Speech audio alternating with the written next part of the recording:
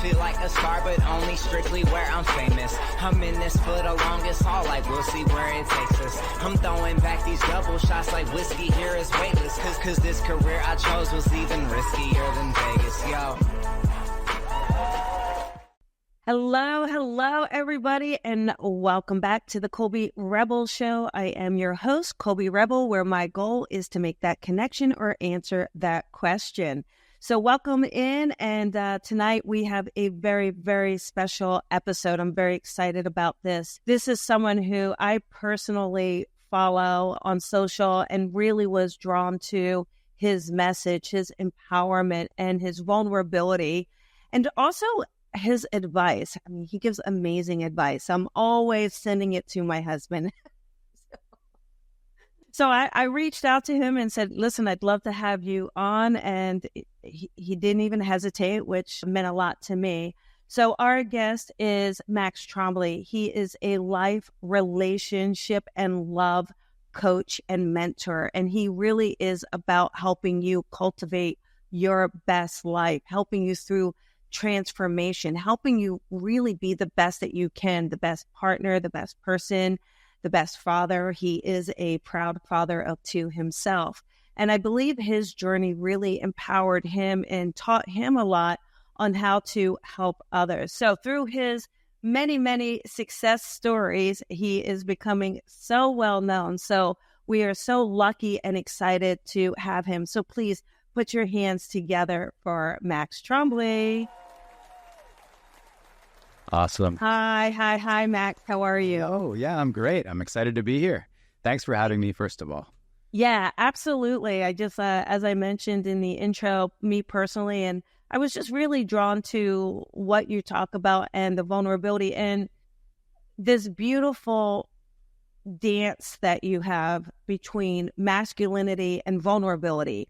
Yeah. And showing that men can be vulnerable and that it's okay and it can be masculine to be vulnerable. And, you know, how do we better ourselves in our own lives? And I know for you, you know, when I read your background, one of the things that really struck me was it was so similar to my husband's story. I thought, wow, this is really interesting. And, you know, I'm just kind of curious in your experience of doing this, how many men, you know, do you find kind of follow that same pattern? So first, tell us a little bit about your path, how you got here, and your experience, if you're finding that to kind of like, you know, this happens to a lot of us. So if you don't mind just sharing that with the listeners first. Yeah, that sounds great.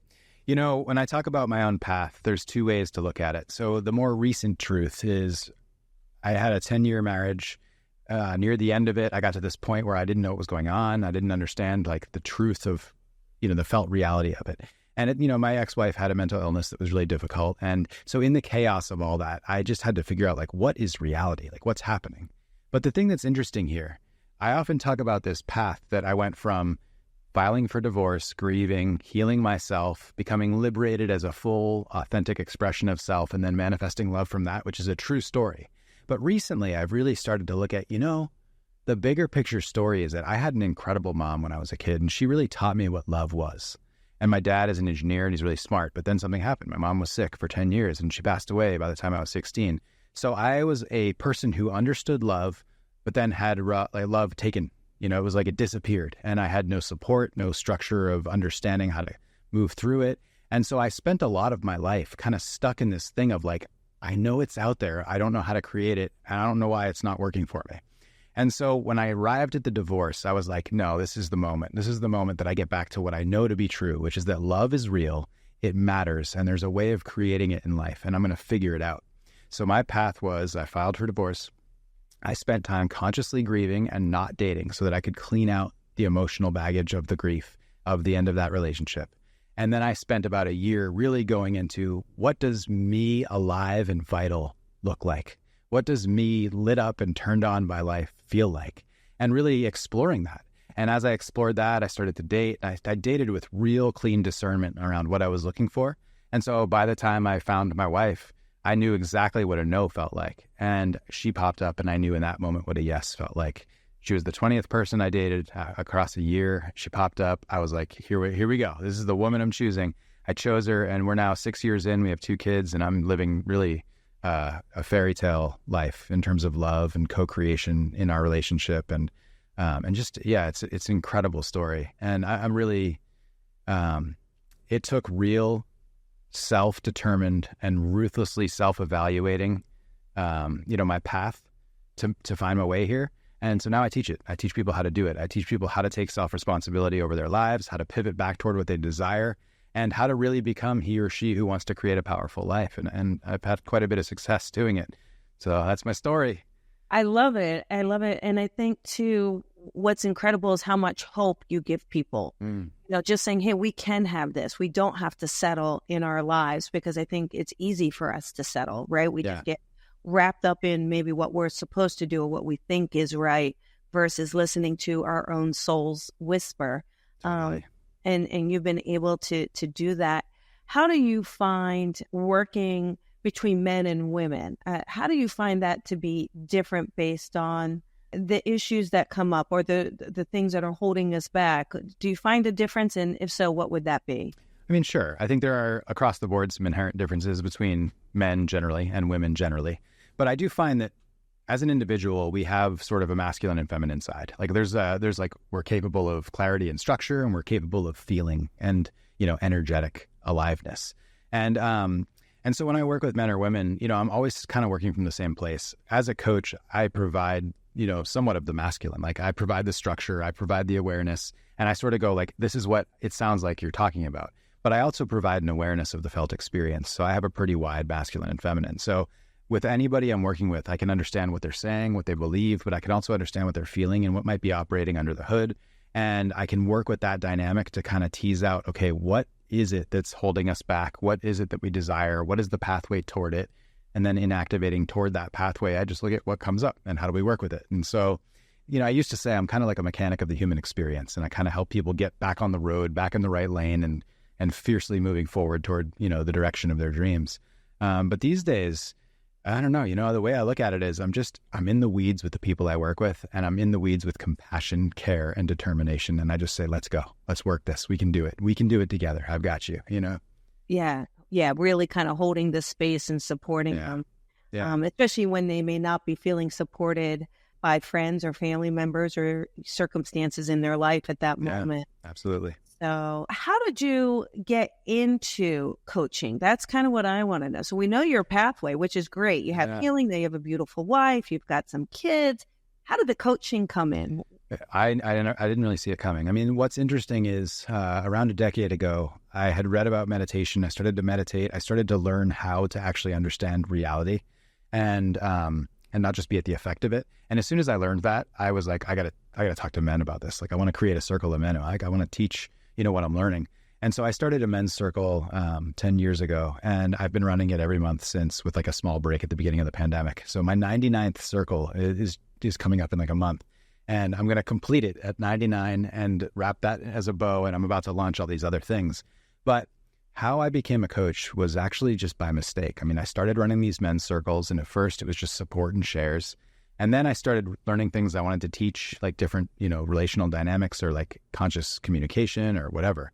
And as I started to teach, I just started to generate this awareness that, wow, I have a gift. Like I can actually take what someone's saying and go like, well, what about this? And what if we tried this? And have you considered that? And, the first 6 years of running men's circles, I was never intending to become a coach.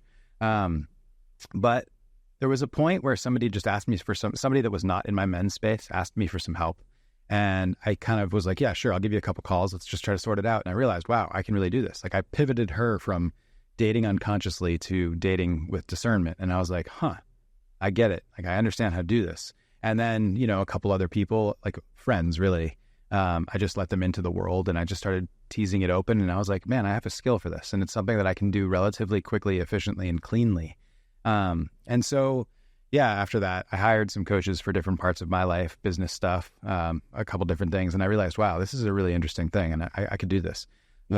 So I just opened the doors really casually to people in my community, and I started coaching. I did about a year of it at like no cost or very little. And then I just said, what if I give this a shot? I kind of opened the doors a little more broadly. And I still haven't like officially ever launched this company. Like it just sort of, the more I spoke about what I'm doing, the more people reached out and asked if I would do it for them. And then I created structures. So I was like, okay, this is how you hire me. And there was never a grand opening. I just sort of became it.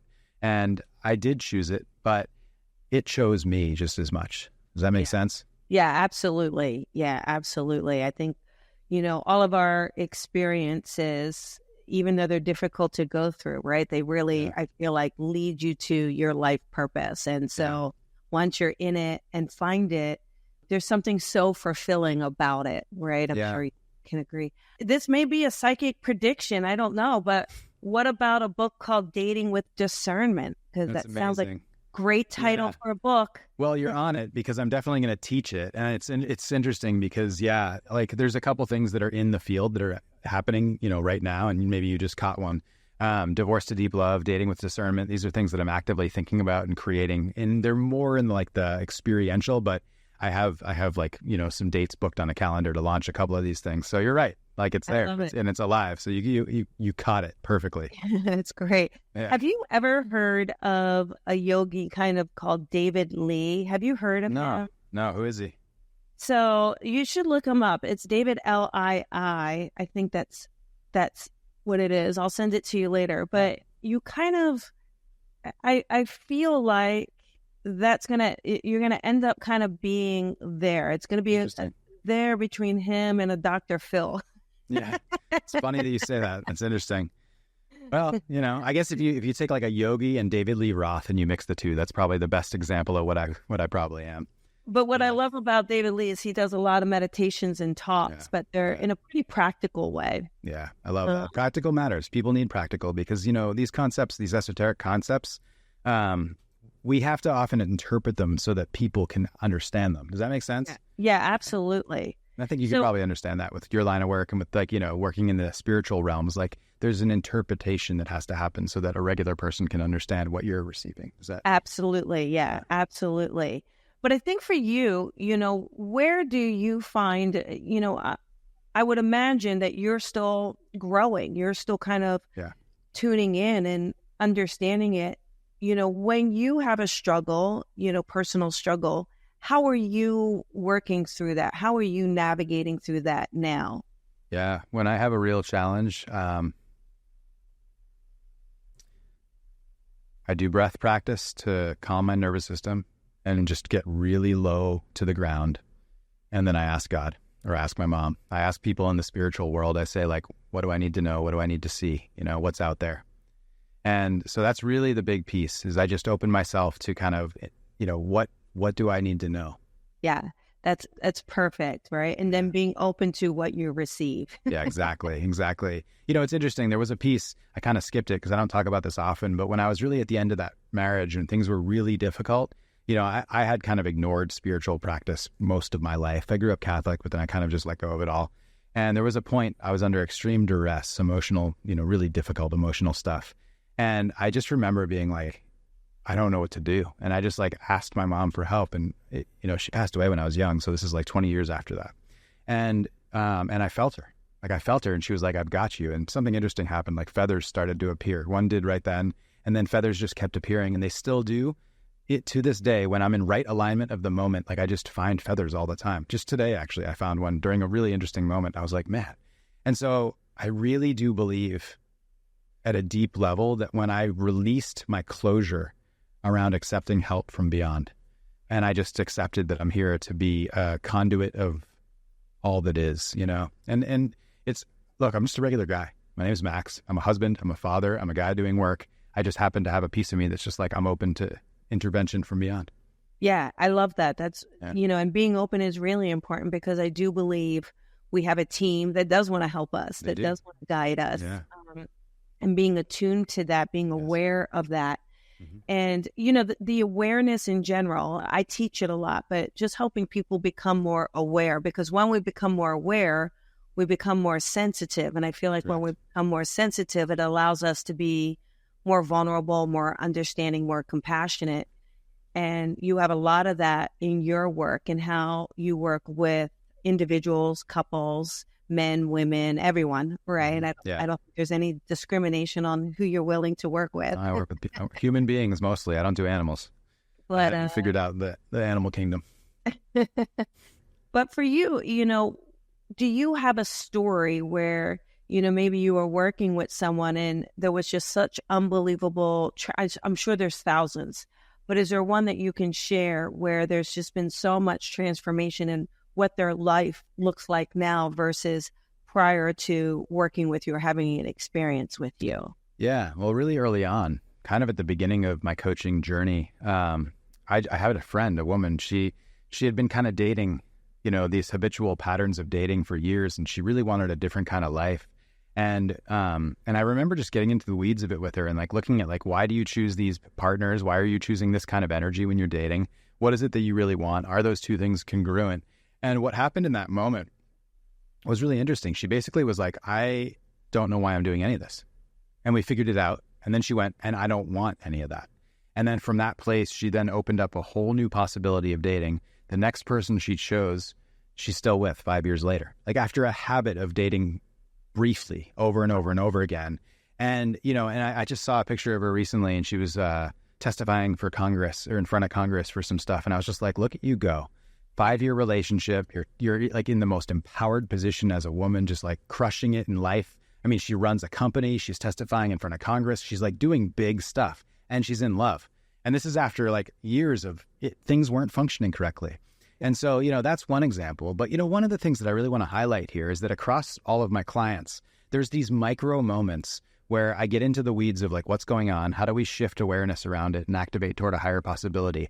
And when I look across my client base, my past clients, they're in radically different lives than they were right before I met them. And a lot of it is just bringing awareness to what it is we're choosing and what are we creating from, wound versus conscious choice.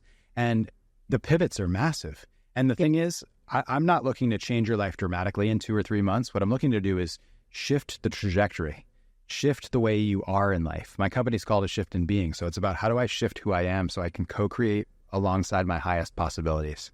And so I do see quite a substantial difference. People that have found love, people that have surrendered into healing their relationships and, creating sustainable relationships after like almost being at divorce or almost being at the end of it. And a lot of people that don't have the empowered self to decide. I helped somebody just decide like I need to end this relationship and move on. And he was kind of stuck in a trap of it and couldn't figure out what was going on. So what I'm trying to tell you is, there's a lot of big changes in lives throughout all of the people that I've worked with, but some more so than others, just helping people get empowered to create the lives they're here for. Absolutely. And if you were to kind of give some advice, some experience and expert advice on what it takes to have a really strong, long-lasting romantic relationship partnership, what do you think it takes from both people to make that successful? Yeah. Humility. And here's the thing. We live in a culture today where everyone wants so many different things. Everything's available to us. There's so much like, I can travel the world. I can do this. I can go to Burning Man. I can go to Bali. I can go to like whatever and plant medicine. There's so many different possibilities. But the thing is, most of us just want simply to be loved and to love, to have a home life that feels good. And what we're trying to do is when those things, like when that doesn't work out, like our home life doesn't feel good, we try to fill the void of our heart with all these external experiences. But then we just get addicted to the external experiences and we forget that through humility and actual like conscious creation, I can create everything I want in my house. My wife and I have an incredible relationship. I don't need much else outside of this. Sure, we do things. We go on trips. We go on dates. We do things in life that are cool, and we have kids. But what I have found that, we're trying to do so much stuff, but it's actually stopping us from having the thing we desire in home. You know what I mean? Yeah. Having that balance and that connection. Exactly. That we need. Yeah. And I agree that sometimes we'll get off track. We'll focus more on the material, just kind of almost self-medicating. Exactly. Self-medicating with the material world. My life doesn't feel good. Let me go do a thing. Okay, back home. Good enough for now. Now it doesn't feel good. Let me do a thing. Well, what if we just focus on the home and make that feel so good that you don't need to always do these things, Yeah, absolutely. Absolutely. And, for you, through the grieving of your mom, did you feel that when you were younger, you had a chance to grieve, or do you feel like maybe you didn't? No, I didn't at all. I didn't. I mean, I was 16 years old. She had the foresight to have. I worked with a therapist before she passed because she had cancer, so she knew what was happening. But I mean, I was 15 years old, and all I wanted to do was play in punk rock bands and like be a musician. So I like completely didn't pay attention. So she passed, and then I ended up being stuck in anger for like 8 years. You know, punk rock musician, just being angry, really the first stage of grief. And later in my life, I hadn't really sorted it, and so a couple of years ago, I did some work around just what was left of the grief, and I kind of played it out and grieved it out. And, you know, I have playlists that I use, and if I notice something coming up, I'll work with it. And so here, I'll let you in on it. But here's what it was. I noticed that even like a couple of years ago, if I saw a picture of my mom, like I had a hard time holding my eyes on it. Like I noticed it and I'd go, yeah, there's my mom. But I couldn't really like look at it and feel her. And I thought that was interesting. And I thought, okay. So I created a practice where for 20 days I had coffee with my mom. So I have a picture of my mom next to my practice space down here. And so I would just sit there and I'd just say, hey. And inevitably it was really heartbreaking. You know, it was heartbreaking to feel that she's not here and that she's not seeing my kids, or at least not in her human realm.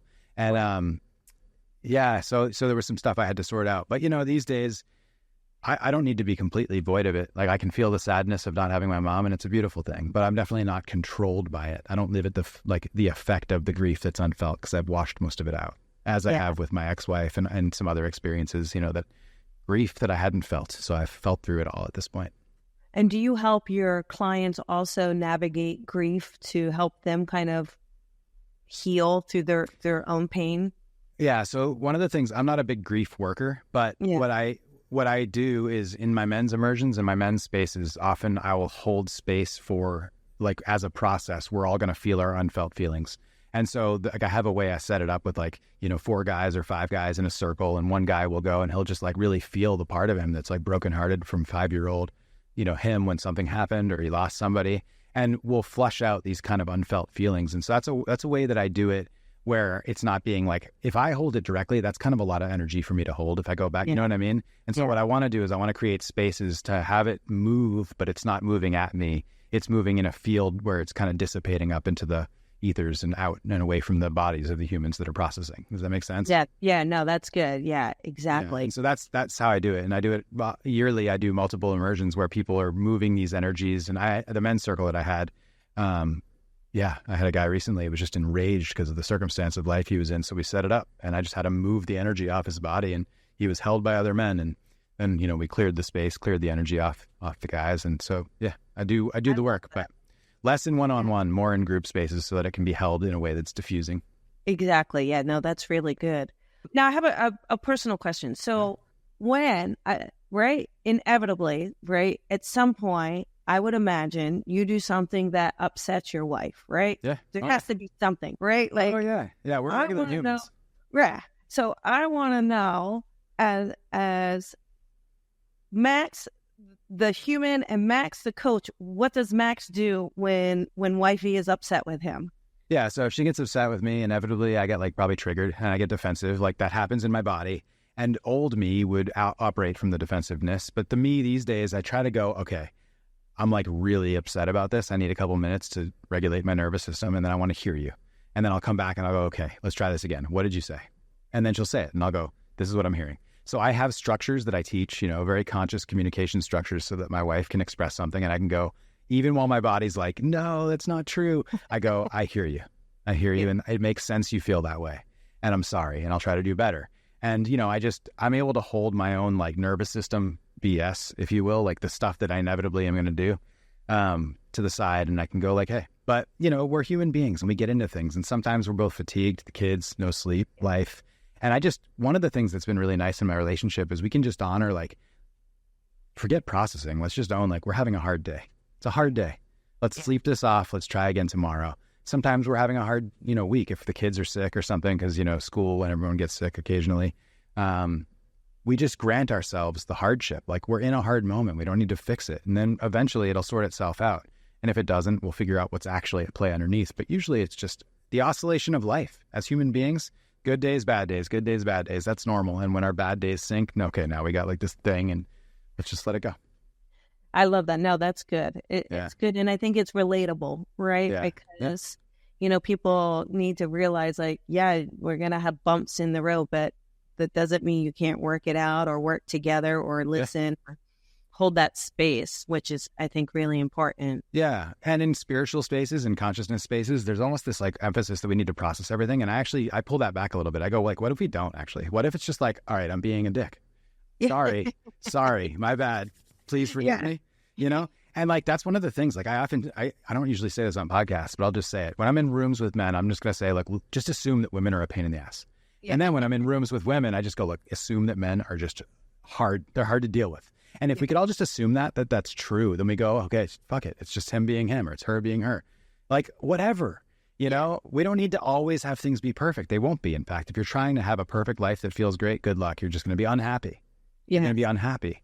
But if you accept that sometimes it's hard, you can actually be like, okay, it's just a hard day. Whatever. Here we go. I love that. No, that's really good. And I think that's, again, I think because you keep it so down to earth and relatable, I feel like that contributes so much to your success, right? Yeah, I guess so, probably. Because people need that. People need like real life, like this is what it's like sometimes. So I think that's really wonderful. I sort of feel like what I've been able to develop in terms of my way of working with people is I'm really in the tussle with people. Like I'm really in it. So I'm not teaching from this pious place of like, thou shall not feel that thing. It's more just like, oh my God, yeah, that sucks. Like, what the hell? So what are we going to do about it? Like, here's some options. I can really get into the weeds of the human experience. I mean, I'm a human being, but my dad was an engineer. So he really understands systems. And I think I inherited some of that mind, but I was more of a creative, an artist. And so whenever I'm working with clients, especially couples, I can like see the workings of their relationship, kind of not visually in my eyes, but visually in my mind's vision. And I can see like, there are like, I don't know, the pathways of energy or where there's hot energy. And then I can also see where there's like parental weight that's holding people back. Like it's a very strange way of, I don't know how to explain it and I've never really tried to, but I kind of see what's going on. And then I go like, what is this thing? Like how do we untether that? Yeah. I mean, you're very gifted in my realm of work. You're very gifted and very tapped in. And so I do feel like you can, you do have that vision, those senses and that connection to the spirit, the universe. And, it is amazing. I mean, it really does create such a channel for us to have an opportunity to help others by being so clear about what we're receiving. Yeah, it's interesting that you say that. I've never really thought about it that way, but maybe that's what it is. Maybe there is something that I think when I cracked like that moment, really difficult relationship that I was in, that first one. And I think something broke and I think I opened to the possibility of there being more. And I think in that, what happened next was I spent a lot of time in nature. I was working on a farm. Like I started to feel and I was like, what is all this I've been denying myself this whole like wild experience, not just feeling the wind, but feeling the like warmth of the sun and the possibility of other information channels. Yeah, it was your spiritual awakening. Yeah, pretty much. I guess so. I guess that's what they call it. What they say, a lot of times they'll say, well, how did your gifts open up? And sometimes people will say, well, they were there from birth and I knew them. Yeah. Some people experience them through a near-death experience, but some people experience them through trauma. Yeah. So, and when we're at that kind of break, that's so much trauma on us. I feel like it can absolutely open it's either that or a nervous breakdown. So yeah. Well, I was teetering the edge of both those things at that moment. It has to go somewhere. Yeah. Mm-hmm. Well, we have a few minutes left. Are you, and it's okay if it's a no, but are you open to a little connection with your mom or would you rather not? Oh yeah, sure. I'm happy to. Yeah. Okay. Let me, if you don't mind, just because I can feel her around and I think she'd love an opportunity just to say a few things, if that's okay. Well, all right, let's do it. Okay. So I feel like your mom was just such bright light. Like she makes me feel like she was such bright energy coming into the room. And I feel like she was capable of so much more than she was physically able to achieve. Like It's almost like she put family first versus her own kind of career success. Like I feel like she was so smart and really she very playful. I feel like she was so playful and loved to kind of be creative. But I also feel like there was a sense where I just get the feeling that maybe she didn't get an opportunity to say everything before she transitioned. Like, I feel like she held some things in, and maybe that was like her own way of being protective. She doesn't, even though she is very loving and nurturing, she doesn't feel very vocal all the time about it. So I feel like she just gives me the sense, and it's interesting because I feel like your wife, maybe the opposite. Like, I feel like your wife is very vocal, and so, your mom just gives me the sense of, I wish, I wish I had been able to give myself more permission to let you know how I feel and to share that with you. Yeah, but, that's really beautiful. She does let us know that she's fine, and she does see the kids, which is really good. Yeah. But I also feel like she really enjoys your wife. She really likes her. I think she likes who she is on a moral level, on a value level. And I think she makes me feel like she really appreciates how she grounds you. Like, she really is your rock as much as you're her rock. So yeah, that's beautiful. Thank you for sharing that. Yeah. I believe that to be true. I had a really interesting experience. I was in a desert. This was a sober experience, not plant medicine, but I had a vision. I was doing some deep meditation, and there was a lot of music and sound. And in my vision, my wife was in front of me, and my mom popped up behind her. And kind of what you're describing, just like, like the loving of who my wife is. I had that experience, and my daughter was conceived a week later because of it. Yeah. But yeah, that's interesting you say that. Yeah, you're right. My mom kind of lived in a place of doing her best to kind of posture around the life. Yeah. I think there's a part of her that wasn't fully expressed. I'm not really sure. Yeah. It's interesting. The craziest thing about my mom is when I see pictures of my mom as a teenager, she was fashionable. She had a Ford Mustang, like a 1968 fastback. And it's like, I can't believe that's my mom, because by the time I had a mom, she had a Toyota Corolla, super Catholic, super conservative. And I'm like, what is that? What is that piece? And so, it's interesting. Thank you for that little opening to. Yeah, absolutely. I'm curious, did you name your daughter, is part of your daughter's name after your mom's name? No, my daughter's name is part of her grandmother's name. So got it. Juliana Claire is my mother. Juliana Claire. Claire is my wife's grandmother and my wife's aunt. There we go. Okay, got it. Okay, love it. Yeah. Well, I just want to thank you so much for, coming on and, sharing everything you do, and just that, how many people you're helping. And, it's, I don't know if you can see it, but Max, I feel so lucky I got you on here now because you have so much work to do, and you really will do it. And I feel like there's going to be so much change and growth in a much more public way, a much more public eye for you.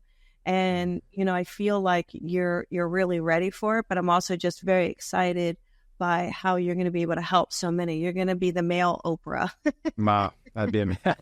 That's kind of amazing. Yeah, we'll see. We'll see where it goes. I mean, I have goals, and I'm open to the possibility of it going as big. Look, I've had an interesting life, and I believe that my life has trained me for whatever it is that I'm here to do. When I was 15, I had a vision of being on stage in front of a lot of people, and I thought it was music. And so I was in music for a long time after that. But what I now know is it was about whatever's coming. I'm a yes. I'm open to it. If you know Oprah, tell her to give me a call. I could use the little bump. But actually, it's funny. Dr. Phil did reach out to me a while back, but I turned it down because it was a conversation that I didn't want to be involved in. Okay. It's not the hill I want to die on, that kind of thing. Yeah. And so, but I thought it was interesting. There's energy happening at me that's just so curious. Like my childhood crushes, the celebrity crushes when I was a 14-year-old, like they've crossed through my Instagram in different ways, like Sharon Stone and other people, and I'm just like, what's happening? Like it's very, when you look at it kind of from the esoteric realm, it's just bizarre. Synchronicity. Yeah, it's all happening, and it's all good. I'm here for it. I'm excited. A big part of it, just I'm at a point in my life where I'm pretty fearless, and I'm not afraid of being decimated by the cancel culture of the world because it's meaningless. It all disappears after time. So I'm here for it, and I'm here to take a stand for what I think matters. And I really appreciate you having me. It's been cool. Well, thank you, Max. If you don't mind sharing your website, your social handles, just so everyone knows where to follow you and be part of the journey. Sounds great. My name is Max Trombly, Trombly. You can find me on Instagram. I'm on TikTok, not as much, but I'm there. And my website is ashiftinbeing.com. And so if you look up either my name, Max Trombly, on Google, or ashiftinbeing.com, you can find me. And I'm active most on Instagram. So if anyone wants to kind of follow along with the energy and what's actually happening, I do a lot of stuff on the IG. Great. I love it. And thank you again, Max. I really appreciate it. And for sure, we're going to have you back when the time is right to share even more stories and experiences and guidance for others. So thank you so much, Max. Yeah, thank you. I'm happy to be here. Thanks for having me. Thank you. Bye. Thank you for listening to the Colby Rebel Show. Be sure to follow Colby on social media at Psychic Rebel. And if you've enjoyed this podcast, please head on over to iTunes to leave a review to help Colby grow the tribe. Colby is an international psychic medium, teacher, best-selling author, and speaker. She is a master teacher of the Lisa Williams International School of Spiritual Development and is the owner of the Colby Rebel Spirit Center in Los Angeles. Visit colbyrebel.com.